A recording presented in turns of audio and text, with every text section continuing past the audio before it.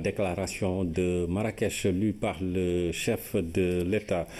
Je vous l'annonçais dans les titres. L'invité du 20h est Maître Sidiki Kaba, le ministre de la Justice, garde des Sceaux.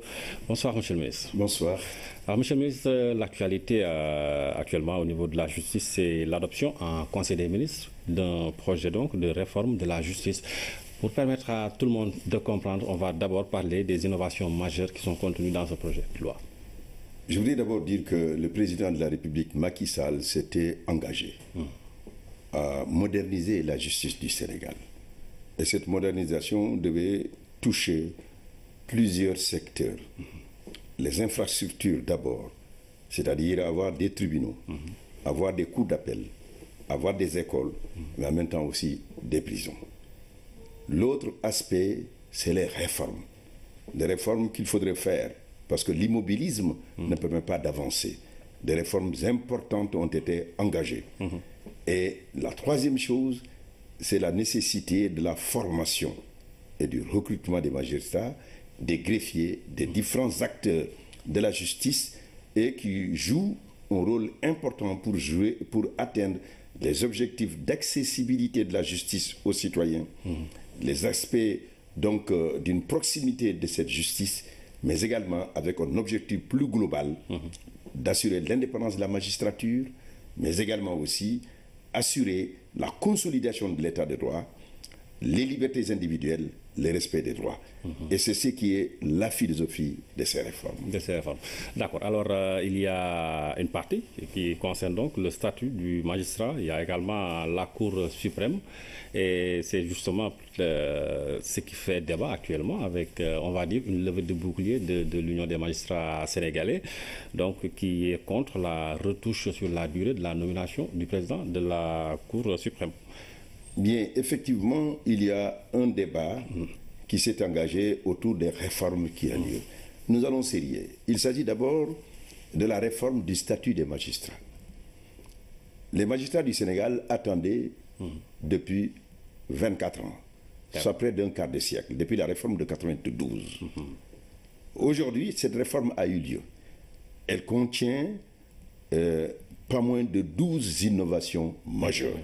Et les magistrats eux-mêmes le savent. Parmi ces différentes mesures qui ont en tout cas eu à rencontrer la plus grande adhésion des magistrats, notamment des jeunes magistrats, il y a la question fondamentale, je vais prendre ce qui a été la mesure phare, le passage de ce qu'on appelle la haute hiérarchie, qui était de 21 ans à 18 ans. C'était une revendication majeure, elle est aujourd'hui satisfaite. Mais il y a un élément important aussi, c'est la volonté que les magistrats avaient d'avoir une gestion transparente de leur carrière. Cela est assuré par le fait que dorénavant, il n'y a plus le système de notation, mais le système d'évaluation. Et avec la possibilité d'un recours. Mais il est aussi possible à ces magistrats, ils avaient réclamé le droit à une formation. Et la réponse qui a été donnée, c'est non seulement de l'attester, et que le président de la République met une école à la disposition des magistrats, en donnant un terrain de 2 hectares et une projection de construction de près de 2 milliards. Donc un ensemble de mesures qui en réalité ont pu faire comprendre qu'aujourd'hui, ce qui était attendu depuis fort longtemps par les magistrats, alors a été réalisé à travers le statut. Bien d'autres mesures sont là-dedans, ils le savent, c'est très très très important à souligner. En ce qui concerne, globalement, toutes les préoccupations des magistrats ont été, disons, prises en compte. Oui, globalement. Alors, il faut le dire, et je pense que là, ils nous l'ont dit parce que j'ai reçu l'UMS. D'accord. Et nous avons eu un contact quotidien. Si je dis quotidien, je veux dire un contact, nous ne nous sommes pas perdus, nous avons eu l'occasion d'échanger. Les débats, comme vous le dites, c'est ce qui a eu lieu à partir de la question concernant l'article 26, comme le dit, de la Cour suprême. Encore faudrait-il que l'on puisse se dire que la réforme de la Cour suprême aussi contient des innovations majeures également. Parce que imaginez, on introduit le tribunal, le référé administratif.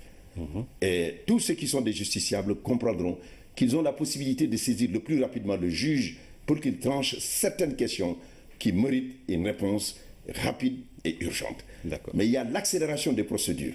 Il est peut-être bon d'expliquer un tout petit peu cela. Lorsque vous avez par exemple une décision à vouloir prendre, parce qu'il y a l'autorité administrative. Vous êtes de l'opposition. Les partis d'opposition veulent marcher. Ils veulent le faire le dimanche. L'autorité administrative le dit le vendredi, vous ne pouvez pas marcher. Que peuvent-ils faire? Alors, s'ils saisissent donc la Cour suprême, il y avait un temps long pour apporter une réponse. Et lorsque la décision venue, elle était sans objet.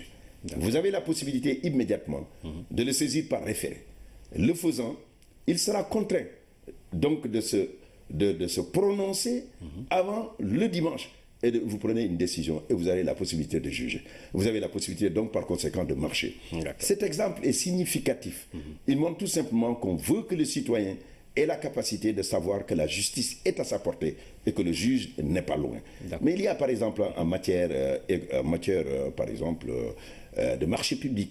Vous voyez, un perdant de mauvaise foi peut neutraliser et bloquer donc, la poursuite d'un marché. Alors là aussi, ces procédures dilatoires, des mesures conservatoires peuvent être prises. Tout cela, c'est fondamental pour les Sénégalais. Mais le plus important dans ces mesures, les Sénégalais n'ont pas les moyens de prendre un avocat, qui n'ont pas de moyens. Et leur donner la possibilité de s'adresser au bureau d'assistants qui peuvent les assister pour qu'ils puissent avoir accès alors donc, à la Cour suprême. Mais mieux, il peut arriver que des Sénégalais qui aient été en prison pendant 8 ans, pendant 10 ans, alors on leur dit, après les avoir jugés, que vous n'avez rien fait. Alors, ce dysfonctionnement de la justice mérite une justice, une réparation, une indemnisation. Et c'est ce qui est fait à travers cela. D'accord. Et concernant, monsieur le ministre, donc, cette question du président de l'UMS, de la Cour suprême, autant pour moi. Alors, pourquoi vous voulez revenir dessus? Je voulais tout simplement vous dire que dans un pays, le système judiciaire, il faut le modifier en fonction de son évolution. D'accord. Et il faudrait aussi préciser que le président de la République, qui a l'onction du suffrage universel, qui est démocratiquement élu, est celui qui décide la politique de la nation. Alors dans ce cadre-là, la politique pénale est une des politiques, à travers les politiques économiques, sociales, culturelles qu'il mène, alors même au profit de l'armée, c'est lui qui le décide. Alors dans ce cadre-là, il faudrait aussi se mettre dans la perspective qu'il a dégagée pour la modernisation de la justice. Le point que vous voulez dire, alors qu'est-ce qui est dit? Les magistrats ont proposé, à travers le statut, qu'il y ait une mobilité. Alors que 4 ans, c'est suffisant pour qu'un magistrat qui est donc à la tête d'un tribunal d'instance ait un délégué du procureur. Alors, en ce qui concerne le procureur de la République et le président du tribunal de grande instance, 5 ans. En ce qui concerne donc le premier président de la Cour d'appel et le procureur général, 6 ans d'exercice qui ne doit pas dépasser cela. Ce sont ces propositions. Et dans cette logique, nous avons voulu trouver toutes les solutions auxquelles est confrontée la magistrature sénégalaise, donc l'État du Sénégal, l'État de droit. Parce que le problème auquel nous sommes confrontés, c'est qu'il y a une base pyramidale où il y a un nombre impressionnant de magistrats et au sommet, il y a très peu de grands magistrats, alors beaucoup partent à la retraite. Avec les projections que nous avons faites, nous nous sommes rendus compte, l'année dernière, il y avait 16 à la retraite. Cette année, nous avons le même sort. Et d'ici 2022, nous n'aurons pas moins de 77 magistrats qui partiront à la retraite. Avant des hauts magistrats, c'est 35 ans, c'est 37 ans, ceux qui sont à ce niveau. Alors, la proposition, celle qui est contenue aujourd'hui dans la loi, c'est que les magistrats qui sont sur place, que ce soit le premier président de la Cour suprême, le procureur général et les présidents de chambre, et ceux qui sont donc au rang de président de chambre, ils ont la date limite de leur retraite est fixée à 68 ans. Et en ce qui concerne aussi le premier président de la Cour d'appel et du premier président et du procureur général de la Cour d'appel, les mêmes mesures de 65 ans. Pourquoi? C'est le moment où nous avons les magistrats qui sont au sommet de leur expertise, de la maîtrise de leur art, c'est en ce moment qu'ils partent. Ce sont des mesures qui sont prises et dans chaque pays, il y a de telles formes de mesures. Dans un pays comme la Côte d'Ivoire, le président alors il a un mandat de 5 ans renouvelable plusieurs fois. Dans un pays comme par exemple le Bénin, le président a un mandat de 5 ans renouvelable une fois. Donc vous voyez à peu près au Sénégal, nous étions restés dans une position où il est arrivé qu'un magistrat reste en fonction pendant près de 18 ans. C'est pour régler ces questions-là que le gouvernement a eu à prendre une décision alors pour essayer d'avancer après avoir écouté, mais à un moment après avoir écouté, il faut une décision et avancer parce que chacun a des prérogatives. Les magistrats ont l'application et l'interprétation du droit, donc de la loi. Les députés ont la fonction législative, alors ils votent les lois. Le président de la République qui définit la politique nationale en fonction donc de sa vision de cette politique-là, alors propose les lois, les projets de loi qui sont portés devant donc chacun sa fonction et il faudrait donc respecter cela. D'accord, monsieur le ministre. Alors maintenant, cette mesure n'est pas partagée par l'UMS concernant le président de la Cour suprême. Qu'allez-vous faire maintenant? On a préjugé. Parce qu'au départ, on a cru que cette décision est prise pour une personne. Mais non, il faut définir la loi. La loi, elle se définit comme une loi qui est d'abord générale et qui est aussi, ses caractéristiques, est aussi impersonnelle et obligatoire. Cette loi est générale, elle ne vise pas une personne. Je vous l'ai dit, la mesure qui est aujourd'hui en cours et qui est dans les textes et qui sera devant l'Assemblée nationale, c'est une mesure qui vise pas moins de 16 à 18 personnes. On ne peut pas dire que c'est une personne que l'on nomme. Et ça, je pense que c'est un procédé qui, en réalité, est ce qu'on appelle un préjugement. Il ne faudrait pas le faire. Les textes, il faut les lire. Le président de la République a une vision d'ensemble. La République Macky Sall a une vision d'ensemble. Et c'est cette vision que nous poussons. Ce que nous voulons avant tout, c'est que la justice sénégalaise ait le capital humain qui a la capacité de la mener vers la perfection, vers l'efficacité et en même temps vers l'accessibilité et surtout vers la proximité pour les citoyens. Je pense que le débat qui est en cours, il a eu lieu. À un moment, il faut le trancher. Et ceux qui ont eu à donner leur point de vue, ils l'ont donné. Ces points de vue ont été entendus, mais il ne faudrait pas oublier à chacun son rôle dans le cadre d'une société démocratique, dans une république. Et le président de la République, il est le président du Conseil supérieur de la magistrature. Il a la légitimité démocratique de prendre la décision, comme aussi il a la légalité constitutionnelle de le faire. Ce sont ces décisions donc, qui vont être présentées à l'Assemblée. En d'autres termes, monsieur le ministre, vous maintenez cette partie de la réforme, vous l'enlevez ou bien vous allez discuter avec les magistrats à l'UMS? Nous avons déjà discuté. Vous vous imaginez de toutes les mesures les plus importantes que les magistrats du Sénégal ont eues, alors qu'ils attendaient depuis 25 ans, un quart de siècle, et de toutes ces avancées notables.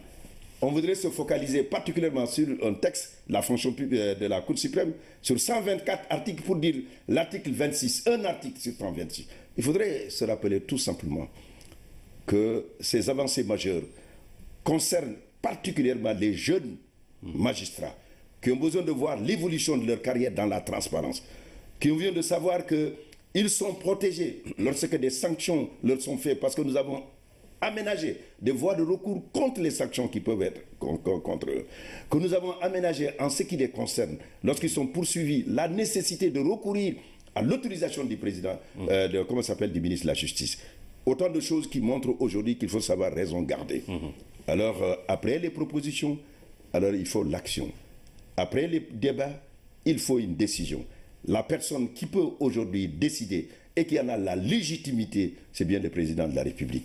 Et je crois qu'il faudrait donc que l'on puisse comprendre que ce que ces mesures apportent à l'ensemble des Sénégalais est très important. Parce qu'il y a un renforcement, non seulement de l'indépendance de la magistrature, la consolidation de l'état de droit, les libertés fondamentales, le respect de l'individu, mais surtout le respect de l'égalité des citoyens devant la loi. Cela me paraît être trop important pour l'ensemble des Sénégalais et que ça dépasse aussi les seuls intérêts des magistrats pour ne concerner que le Sénégal qui a besoin d'une justice moderne à mesure de rapporter les meilleures réponses aux exigences de justice des citoyens. Des citoyens, d'accord. Monsieur le ministre, on va refermer cette page de la justice sénégalaise pour parler avec vous, avec votre casquette de président de l'Assemblée des États parties au statut de Rome de la Cour pénale internationale. De l'actualité de la CPI, c'est le retrait de 3 pays africains de la CPI, de la Russie qui a retiré sa signature, même si ce pays n'avait pas ratifié quand même le traité de Rome.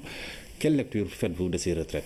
Je voulais d'abord dire que c'est un acte de souveraineté des États qui se sont retirés. Parce que la Cour pénale internationale, c'est un statut, c'est une convention, c'est un traité. Vous y adhérez librement, vous en sortez librement. Mais il faut regretter chaque fois qu'une personne, chaque fois qu'un État alors se retire d'une convention quelconque, particulièrement 3 États ont quitté le statut de Rome. L'Afrique du Sud, la Gambie, le Burundi, qui étaient les premiers pays. Nous le regrettons. Nous l'avons dit parce qu'il y a un délai de 1 an. Alors pour que la décision soit effective, qu'ils puissent donc alors tenir compte de ce délai-là pour pouvoir discuter au sein de l'Assemblée des États parties à travers un débat constructif pour poser les problématiques, les critiques, leurs préoccupations. D'accord. Monsieur le ministre, ces 3 pays africains reprochent à la CPI de ne juger que des dirigeants africains. La Russie parle de beaucoup d'argent qui a été dépensé, alors qu'il n'y a eu que 4 cas jugés. Quelque part, est-ce que ce n'est pas un camouflet pour la CPI? Non, absolument. La CPI a 14 ans d'exercice. La CPI est dans les centres. Elle est en train de se faire. C'est un idéal de justice pour tous les êtres humains. Qu'il faudrait assurer à chaque être humain, qu'il soit pauvre ou riche, qu'il soit faible ou fort, qu'il ait la possibilité d'une égale justice. Mais il s'agit aussi à tous les peuples du monde d'avoir la possibilité d'avoir cette justice. C'est d'abord la justice dans son propre pays. C'est ça le principe de la complémentarité. Parce que la CPI est une juridiction d'ultime recours, que tous les pays du monde font le faire. Le Sénégal juge. La preuve, l'affaire Habré, elle a cette capacité. Ces dirigeants ne peuvent pas être devant la CPI. Bien évidemment, il y a aujourd'hui devant la CPI des dirigeants africains. Mais après avoir dit cela aussi, il faut dire que ce sont les dirigeants africains qui ont porté ces dirigeants devant la CPI. Et aussi, n'oublions pas, malgré tout, qu'il faut écouter aussi les Africains, qui estiment que c'est une justice sélective, qui estiment qu'il y a un impérialisme judiciaire, alors qui s'abat sur des chefs d'État récalcitrants, patriotes, panafricanistes et qui sont jugés. Bien évidemment, il faut changer cette perception pour que ce soit une justice plus juste, qui soit en capacité alors de pouvoir répondre à l'idéal de justice de tous les êtres humains. Et c'est ce que nous disons. Et c'est ce que j'ai dit hier dans ma communication que j'ai faite en ouvrant les travaux de la 15e session, en disant que cela suppose aussi qu'il faut changer la gouvernance mondiale issue de Yalta, où d'éminents membres du Conseil de sécurité, dont 3, alors disposent du droit de veto et qui ne pourront plus jamais être jugés. Alors cela signifie qu'il y a une justice à géométrie variable. C'est ça qu'il faudrait changer, surtout en faisant en sorte qu'en ce qui concerne les crimes de masse, qu'il ne soit pas permis que le droit de veto s'exerce. Et le droit de veto doit être non pas un privilège, mais une lourde responsabilité au service alors de toute l'humanité, particulièrement de la paix et de la justice, particulièrement des nations les plus faibles. D'accord. Monsieur le ministre, nous aurons l'occasion de revenir sur cette question très intéressante de la CPI. Vous êtes, je rappelle, le président de l'Assemblée des États parties au statut de Rome de la CPI. Vous allez retourner aux Pays-Bas pour suivre donc les travaux de la CPI. Maître Sidiki Kaba, l'invité de ce 20h, le ministre de la Justice et de Garde des Sceaux, qui était venu nous parler de ce projet de réforme de la justice. Nous allons de la justice. Le point que vous voulez dire, alors, qu'est-ce qui est dit? Les magistrats ont proposé, à travers le statut, qu'il y ait une mobilité. Alors que 4 ans, c'est suffisant pour qu'un magistrat qui est donc à la tête d'un tribunal d'instance ait un délégué du procureur. Alors, en ce qui concerne le procureur de la République et le président du tribunal de grande instance, 5 ans. En ce qui concerne donc le premier président de la Cour d'appel et le procureur général, 6 ans d'exercice qui ne doit pas dépasser cela. Ce sont ces propositions. Et dans cette logique, nous avons voulu trouver toutes les solutions auxquelles est confrontée la magistrature sénégalaise, donc l'État du Sénégal, l'État de droit. Parce que le problème auquel nous sommes confrontés, c'est qu'il y a une base pyramidale où il y a un nombre impressionnant de magistrats et au sommet, il y a très peu de grands magistrats, alors beaucoup partent à la retraite. Avec les projections que nous avons faites, nous nous sommes rendus compte. L'année dernière, il y avait 16 à la retraite. Cette année, nous avons le même sort. Et d'ici 2022, nous n'aurons pas moins de 77 magistrats qui partiront à la retraite. Avant de hauts magistrats, c'est 35 ans, c'est 37 ans, ceux qui sont à ce niveau. Alors, la proposition, celle qui est contenue aujourd'hui dans la loi, c'est que les magistrats qui sont sur place, que ce soit le premier président de la Cour suprême, le procureur général et les présidents de chambre, et ceux qui sont donc au rang de président de chambre, ils ont la date limite de leur retraite est fâchée. Cet exemple est significatif. Il montre tout simplement qu'on veut que le citoyen ait la capacité de savoir que la justice est à sa portée et que le juge n'est pas loin. Mais il y a par exemple en matière par exemple, de marché public, vous voyez, un perdant de mauvaise foi peut neutraliser et bloquer donc la poursuite d'un marché. Alors là aussi, ces procédures dilatoires, des mesures conservatoires peuvent être prises. Tout cela, c'est fondamental pour les Sénégalais. Mais le plus important dans ces mesures, les Sénégalais n'ont pas les moyens de prendre un avocat, qui n'ont pas de moyens, et de leur donner la possibilité de s'adresser au bureau d'assistants qui peuvent les assister pour qu'ils puissent avoir accès donc, à la Cour suprême. Mais mieux, il peut arriver que des Sénégalais qui aient été en prison pendant 8 ans, pendant 10 ans, alors on leur dit, après les avoir jugés, que vous n'avez rien fait. Alors ce dysfonctionnement de la justice mérite une justice, une réparation, une indemnisation. Et c'est ce qui est fait à travers cela. D'accord. Et concernant, monsieur le ministre, donc, cette question du président de l'UMS, de la Cour suprême, autant pour moi. Alors, pourquoi vous voulez revenir dessus? Je voulais tout simplement vous dire que dans un pays, le système judiciaire, il faut le modifier en fonction de son évolution. D'accord. Et il faudrait aussi préciser que le président de la République, qui a l'onction du suffrage universel, qui est démocratiquement élu, est celui qui décide la politique de la nation. Alors dans ce cadre-là, la politique pénale est une des politiques, à travers les politiques économiques, sociales, culturelles qu'il mène, alors même au profit de l'armée, c'est lui qui le décide. Alors dans ce cadre-là, il faudrait aussi se mettre dans la perspective qu'il a dégagée pour la modernisation. Ce qui fait débat actuellement avec, on va dire, une levée de bouclier de l'Union des magistrats sénégalais, donc qui est contre la retouche sur la durée de la nomination du président de la Cour suprême. Bien, effectivement, il y a un débat qui s'est engagé autour des réformes qui ont lieu. Nous allons sérieux. Il s'agit d'abord de la réforme du statut des magistrats. Les magistrats du Sénégal attendaient depuis 24 ans, soit près d'un quart de siècle, depuis la réforme de 92. Aujourd'hui, cette réforme a eu lieu. Elle contient pas moins de 12 innovations majeures.